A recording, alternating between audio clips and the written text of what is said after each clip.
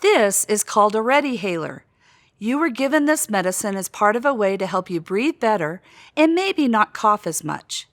Because you are the most important member of the team that's working together to help you breathe better, I want to show you how to get the medicine from this Redihaler way down into your lungs so it can help you. The first thing I want you to do is to look right here and see what number this is on.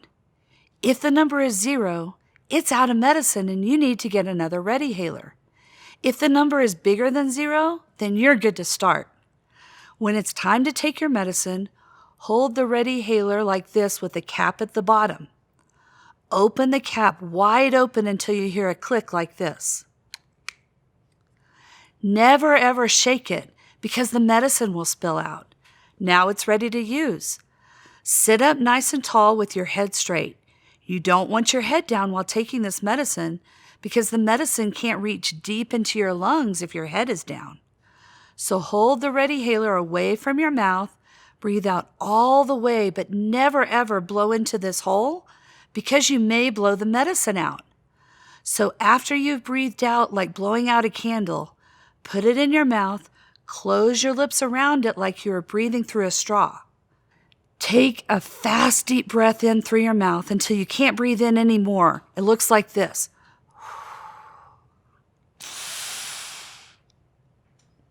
After you breathe in, take it away from your mouth, close your lips, and hold your breath as long as you can while blinking up to 10 times very slowly or counting to 10 in your head or on your fingers, but not out loud.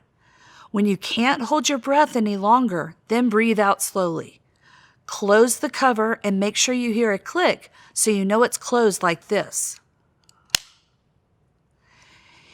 If your bottle or instructions say to take another puff, open the cap again and do everything again just like you did before.